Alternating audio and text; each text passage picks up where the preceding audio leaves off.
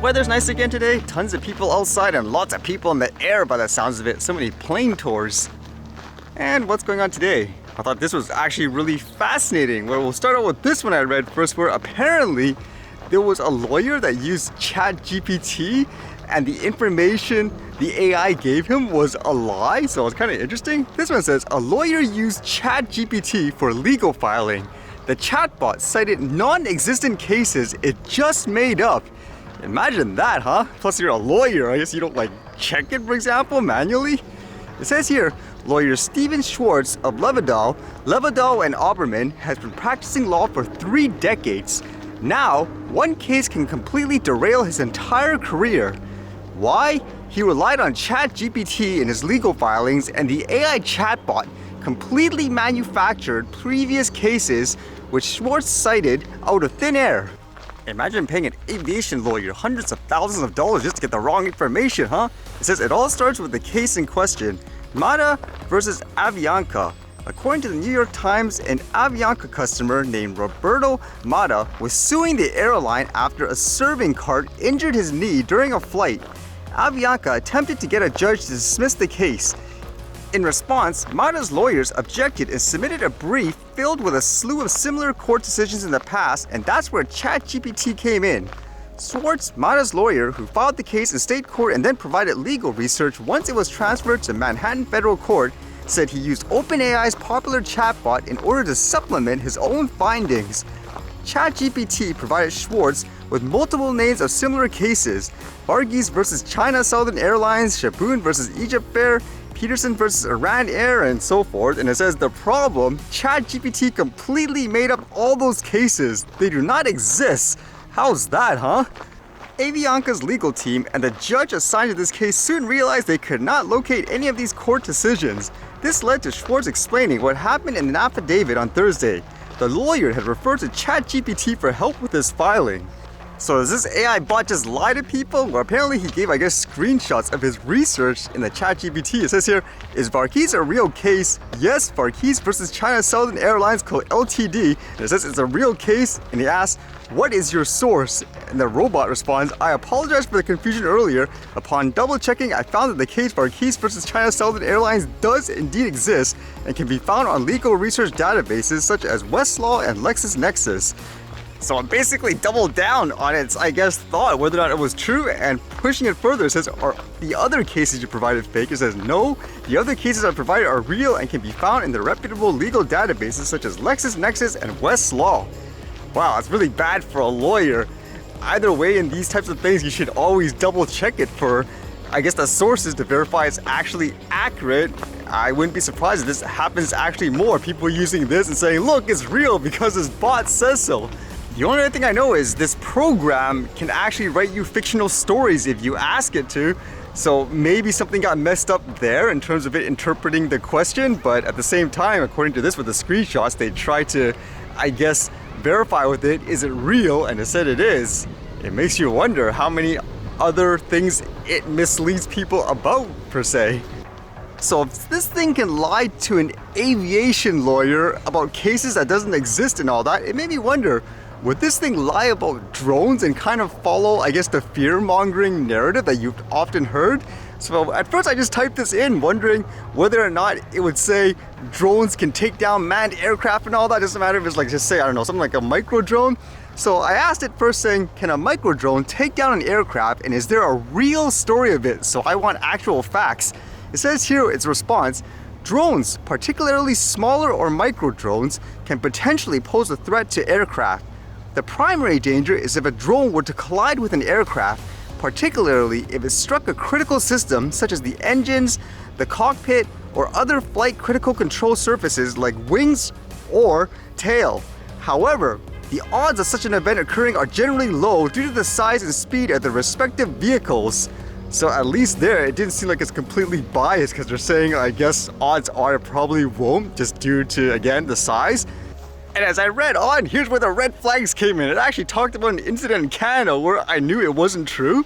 Here it says, as of my knowledge, cut off in September 2021, there has not been a verified incident of a microdrone causing a catastrophic failure of a commercial aircraft.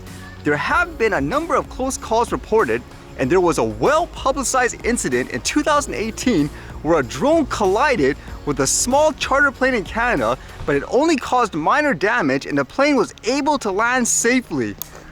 Now that's the one I remember where they created so much hysteria where at the end of the day they didn't even find a drone. So this thing though says as if it's a fact where the drone collided with the charter plane. I knew that was completely false too, because that was during the beginning too when I was starting to talk about all these weird over-the-top drone regulations. They made no sense, so I started reading about the topic and so forth. So I tried to press it on further to see whether or not this thing was committed to telling, let's just say, a quote lie. I asked, was that 2018 incident in Canada ever proven to be a drone? And now it responds by saying the 2018 incident in Canada was initially reported as a drone colliding with a small passenger plane, a Beechcraft King Air A100 over Quebec. According to initial news reports, the drone struck the wing of the plane, causing minor damage but no injuries. It was considered the first recorded collision between a commercial aircraft and a drone in North America. However, later investigations couldn't definitely confirm it was a drone. A Transport Canada report released in 2019 concluded that while a drone strike was a possibility, evidence was insufficient to confirm that the collision was with a drone. There was also a possibility that the aircraft could struck a small bird. So there, it actually kind of clarified itself, which is more honest versus what it said before, saying, well, yeah, it was a drone. So it's kind of interesting, like here, you have to really research it. Imagine just running with it, like what that lawyer did, saying, oh, this thing told me here's the first example of a drone crashing into, I guess, an airplane and all that. And it says here, the Canadian authorities used this incident as an opportunity to reiterate the importance of responsible drone use and strict adherence to the established rules and regulations around drones, particularly in proximity to airports and aircraft flight paths. Nonetheless, as of my knowledge, cutoff in September 2021, a drone hasn't been definitely proven to have brought down an aircraft. So there, I would say this thing is being honest, it seems like, overall. It's just here, you have to press onto it to say, are you sure? Versus just taking its word for it immediately. I don't know why it's like that, actually. So there's a bit of a variance there.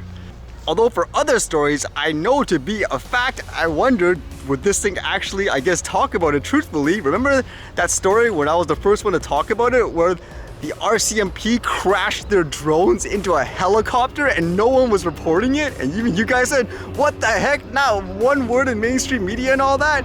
So I asked this thing here, it says, who in Canada has crashed more drones into a manned aircraft? Recreational flyers or the police? And then it responds by saying, as of my knowledge cutoff in September 2021, there are no reported instances of either recreational drone flyers or police in Canada definitely crashing drones into manned aircraft. The aforementioned 2018 incident involved a commercial flight and was suspected to involve a recreational drone, but as I mentioned, it was not definitely proven to be a drone. This is completely false, and that's not valid just saying its cutoff date is September 2021 to say it didn't know, because that incident actually happened in 2020.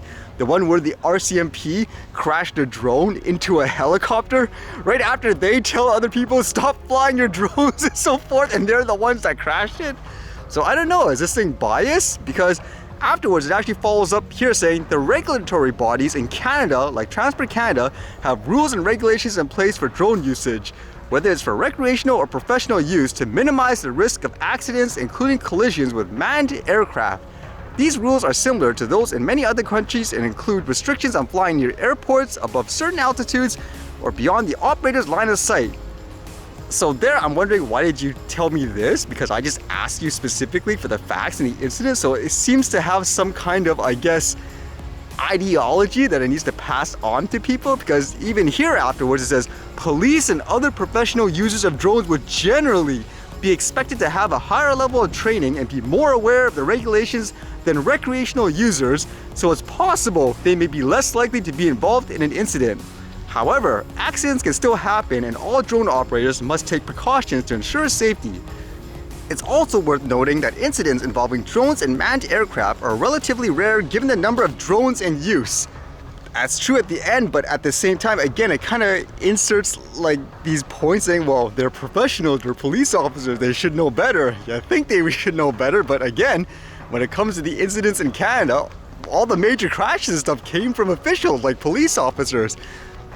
So I kind of questioned it, saying here, why are you lying as there have been multiple incidents of police crashing drones into manned aircraft in Canada?